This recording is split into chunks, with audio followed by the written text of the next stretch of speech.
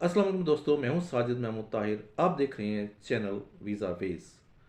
दोस्तों, हमने असाइलम के हवाले से एक सीरीज़ शुरू की हुई है। आज उसका 7वां प्रोग्राम है, 7वां पार्ट है, 7वीं एपिसोड है।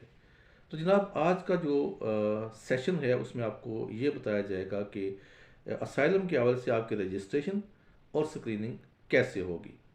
तो सबसे पहले मैं आपको बताता चलूँ कि आपको जब अपॉइंटमेंट दी जाती है तो आपने फिर कुछ दस्तावेज़ात जो है वो साथ लेके जाना होती हैं, जो कि आपके जल्दी अगर केस निपटाना चाहते हैं तो उसमें बहुत मावन साबित होती हैं।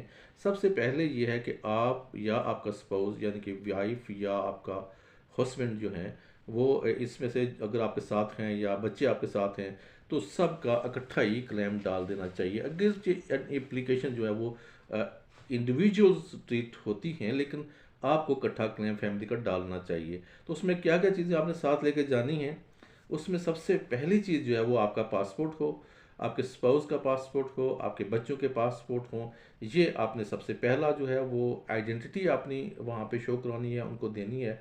और दीगर आइडेंटिफिकेशन डॉक्यूमेंट्स भी आप एज अ सपोर्ट दे सकते हैं। उनमें जनाब आप शनाख्ती कार्ड दे सकते हैं, ठीक है, बर्थ सर्टिफिकेट दे सकते हैं, ड्राइविंग लाइसेंस दे सकते हैं, मैरिज सर्टिफिकेट यानी कि निकाहनामा दे सकते हैं। और इसी तरह के कोई नेशनल जिसके अंदर आइडेंटिटी हो, मिसाल के तौर पर आपका मैट्रिक की अगर सनद है वो दे सकते हैं, या फिर आपका स्टेट सब्जेक्ट है, अगर आप आज़ाद कश्मीर से आपका ताल्लुक है तो वो दे सकते हैं। ये चीज़ें जो है ना ये आपने देनी ज़रूरी हैं। अगर आपके पास पासपोर्ट नहीं तो नो प्रॉब्लम, आपको कोई ना कोई फ़ोटो आईडी आपके पास होगी तो आपका क्लेम जो है वो आगे चल सकेगा। और ख़ास तौर पर अगर आपके पास एफआरसी है तो ये आपके लिए बहुत ही मौजू डॉक्यूमेंट है।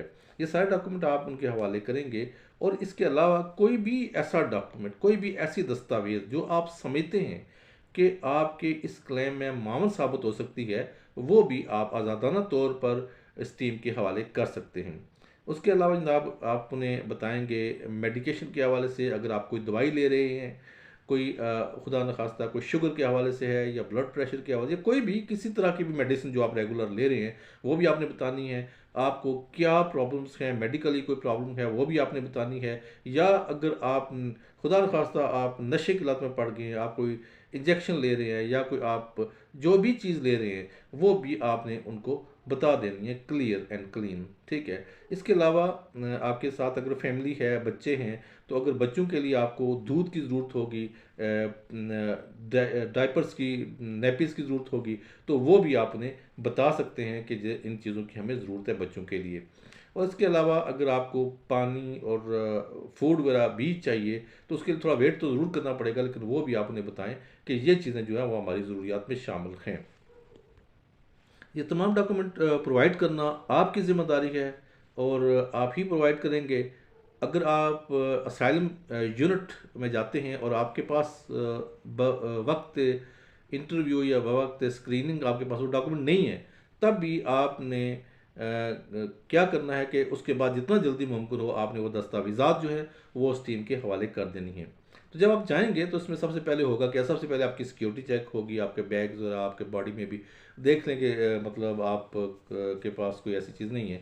तो सिक्योरिटी चेक के बाद फिर जनाब रिसेप्शन डेस्क पे जाएंगे। रिसेप्शन डेस्क पे आपको बुनियादी सवालात फॉर्म के मुताबिक करेंगे ताकि आपको वो देख सके कि वाकई आप जिन क्लेमेंट हैं या आप उसके कैटेगरीज पर पूरे उतरते हैं या नहीं उतरते हैं। तो पहला जो है रिसेप्शन से आपका सामना वो करना पड़ेगा। उसके बाद जो है वो सेकंड में फिर वो आपके फिंगरप्रिंट्स लेंगे। फिंगरप्रिंट्स जो है वो 5 इयर्स के बच्चे जो होते हैं उस तक नहीं होता, उसके ऊपर जितने भी हैं और सब के लिए फिंगरप्रिंट देना लाजमी होते हैं। आपके इंटरव्यू की जब रजिस्ट्रेशन होगी तो आपको पर्सनल डिटेल आपसे पूछी जाएंगी। आपका नाम पूछा जाएगा, फैमिली नेम पूछा जाएगा, डेट ऑफ बर्थ पूछी जाएगी, आपका एड्रेस पूछा जाएगा, और ये कि आप असाइलम क्यों क्लेम करते हैं, इसके क्या कारण हैं, क्या वजूहत हैं, क्या प्रॉब्लम्स हैं आपको जिसकी वजह से आप असाइलम क्लेम करें, ये भी आपसे जो है वो क्वेश्चन किए जाएंगे। ये रजिस्ट्रेशन के वक्त, इंटरव्यू के रजिस्ट्रेशन के वक्त होंगे, बुनियादी और बेसिक आपसे क्वेश्चन होंगे। और उसके अलावा जनाब ये इंटरव्यू जो वो सेवरल पार्ट्स में हो सकता है, 2 पार्ट्स में भी हो सकता है, लेकिन जो बेसिक क्वेश्चन है आपके आइडेंटिटी के बारे से, बारे में और आपकी फैमिली के बारे में सवाल किए जाएंगे। मिसाल के तौर पर आपके बच्चे क्या करते हैं, आप क्या करते हो, या आपकी फैमिली वाइफ क्या करती हैं। इस तरह के सवालात जो हैं वो आप पर होंगे।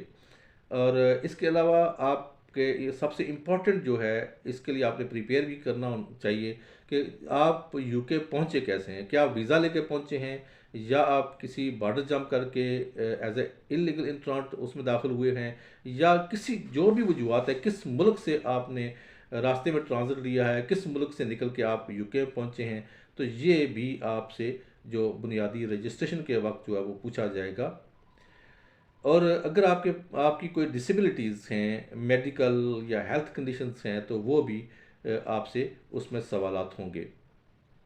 और ये पूछा जाएगा कि आपने मुल्क क्यों छोड़ा है, और आप मुल्क में वापस क्यों नहीं जा सकते। उसके अलावा थोड़ी सी ब्रीफ जो है वो एक्सप्लेनेशन आपको देनी होगी। और अगर आपके पास आपका कोई क्रिमिनल रिकॉर्ड है, आपके कहीं पे एफआईआर दर्ज हुई हैं, कहीं आपका कोई ऐसा करेक्टर का मामला है, तो उसके हवाले से भी आपने बिल्कुल क्लियर जो है वो नेशनल सिक्योरिटी का मसला है, तो वो आपने बिल्कुल क्लियरली जो है वो गोशगुजार कर देना है, बता देना है। जो इंटरव्यू टीम होती है, या जो रजिस्ट्रेशन इंटरव्यू जो कर रहे होते हैं उनकी टीम होती है, उसको आपने बताना है। तो ये भी आपकी फेवर में जाने वाली बात है। अगर आप छुपाएंगे तो ये आपकी फेवर में नहीं जाएगी। आपसे ये बातें जो इंटरव्यू है ये आपसे फ़ोन पर भी ये चीज़ें आपसे कलेक्ट की जा सकती हैं। और जो बच्चे हैं उनके लिए तो ये है कि वो उनका इंटरव्यू जो है वो नहीं होता है, रजिस्ट्रेशन नहीं होती है उनकी। अलबत्ता वेलफेयर इंटरव्यू उनका ज़रूर होता है, और उनकी वेलफेयर के बारे में, उनकी डेवलपमेंट के बारे में जो है वो बच्चों से सवाल किए जाएंगे, उनसे पूछा जाएगा कि उनको किस चीज़ की ज़रूरत है, क्या सहूलतें होनी चाहिए, कहाँ पे उन्हें मुश्किल पेश आ रही है। ये फिर बच्चों से इस तरह का इंटरव्यू होगा, ये पॉसिबल है। और अगर आपको रिलायबल जो है ना वो एविडेंस नहीं दे सके हैं, कोई ऐसा काबिल एतमाद पेपर प्रोवाइड नहीं कर सकते हैं, तो अपनी प्लेस ऑफ ओरिजिन के हवाले से, कि मिसाल के तौर पर आप फ़र्ज़ करें चाहे आप ईरानी हैं, अफ़गानी हैं, पाकिस्तानी हैं, इंडियन हैं, बांग्लादेशी हैं, इनके सब की फ़िज़ीक और चेहरे मेरे जो हैं वो सारे मिलते हैं, तो ये कंफर्म नहीं हो सकता है कि आप कहाँ से हैं। तो हो सकता है आप पाकिस्तानी हों और अफ़गानी शो कर रहे हों, क्योंकि असल में होता ये है कि जिस मुल्क के ख़िलाफ़ आप असाइलम लेते हैं, उस मुल्क में आप कम अज़ कम 5 साल तक तो नहीं जा सकते, या जब तक आपका डिसीजन नहीं हो जाता, आपको रिफ्यूजी स्टेटस नहीं मिल जाता, उस वक्त तक आप तो, बल्कि रिफ्यूजी स्टेटस मिलने के बाद भी आप नहीं जा सकते अनटिल आपको उस मुल्क की नेशनैलिटी या पासपोर्ट जो है वो जब तक नहीं मिल जाता, उस वक्त आप उस कंट्री में नहीं जा सकते। तो नॉर्मली लोग क्या करते हैं, किसी दीगर कंट्री का जो है ना वो डाटा बना के दे देते हैं कि हम वहाँ के रहने वाले हैं, ताकि उन्हें फिर जब रिफ्यूजी स्टेटस मिल जाए तो वो अपने मुल्क वापस जा सकें। हमारे बॉर्डर एरिया में रहने वाले पाकिस्तान और अफ़गानिस्तान में, मिसाल के तौर पर पेशावर या इसके एजेंसीज़ में रहने वाले, या इस तरह के कुर्ब जवार में रहने वाले जो लोग हैं जो पश्तो बोल सकते हैं, तो उन्होंने जाके क्या किया होता है कि अफ़गानिस्तान पे जो है वो असाइलम क्लेम कर लेते हैं। अफ़गानिस्तान जो कि डिक्लेयर्ड वार जोन है, इसलिए उसको बग़ैर किसी वजह के नो क्वेश्चन पे भी वहाँ पे वो दे देते हैं रिफ्यूजी स्टेटस। और वैसे तो जितना उनका बुनियादी अरसा होता है वो पूरे का पूरा बाज़ का दे देते हैं। तो चूँकि बॉर्डर एरिया में रहने वालों को ये एज होता है, ये फ़ायदा होता है कि वो ज़बान जानते हैं, तो इसलिए वो दूसरे मुल्क की नेशनैलिटी शो कर देते हैं, और ख़ुद जब उनको रिफ्यूजी स्टेटस मिलता है तो वो अपने मुल्क आ सकते हैं, मतलब पाकिस्तान में आ सकते हैं। इसी तरह जैसे हमारे प्राइम मिनिस्टर के बारे में भी कुछ इस तरह की रूमर्स चल रही हैं। लेकिन अगर आप मशकूक हो गए, आप पर उन्हें शक हो गया कि आप इस कंट्री के बाशिंदे नहीं हैं, किसी और कंट्री के हैं, तो फिर उनके लिए एक इलादा उनके पास एक टूल होता है वो लैंग्वेज टेस्ट करने का। तो वो क्या करते हैं जी कि जाके ना उस इलाके के रहने वाले जो वहाँ की ज़ुबान बोलने वाले लोग हैं, उनको डिप्यूट करते हैं इंटरव्यू के वक्त, कि वो आकर जायज़ा ले सकें कि आपका ताल्लुक मर्दान से है या कि काबुल से है। अब काबुल में पश्तो बोलते हैं, मर्दान में भी बोलते हैं, तो फिर मसला क्या है? मसला ये होता है कि काबुल में फ़र्ज़ करें लोटे को कुछ और कहते हैं, मर्दान में कुछ और कहते हैं। इन चीज़ों पे आके फिर वो उसकी स्क्रीनिंग करते हैं और देख लेते हैं कि बंदा झूठ बोल रहा है या सच बता रहा है। जब आपकी रजिस्ट्रेशन मुकम्मल हो जाती है तो आपने जो डॉक्यूमेंट प्रेजेंट किए होते हैं वो आपको रिटर्न कर दिए जाते हैं। जबकि बाज़ औक़ात ये होता है कि वो जब आदमी अपना पासपोर्ट सरेंडर करता है तो वो वापस नहीं करता है। लेकिन इनके रूल में ये चीज़ लिखी हुई है कि जब आपके ये रजिस्ट्रेशन जो है वो मुकम्मल हो जाती है, यूके के हवाले से बात करूँ, तो जब रजिस्ट्रेशन मुकम्मल हो जाती है तो फिर क्या होता है कि जनाब वो आपको ना ये डॉक्यूमेंट आपके जो भी हैं, चाहे आपका आइडेंटिटी कार्ड है, मैरिज सर्टिफिकेट है, क्लियर पुलिस सर्टिफिकेट है, जो भी है वो आपको वापस कर दिए जाते हैं। आगे मामला आता है अकोमोडेशन का कि आपकी अकोमोडेशन आप कहाँ रह रहे हैं।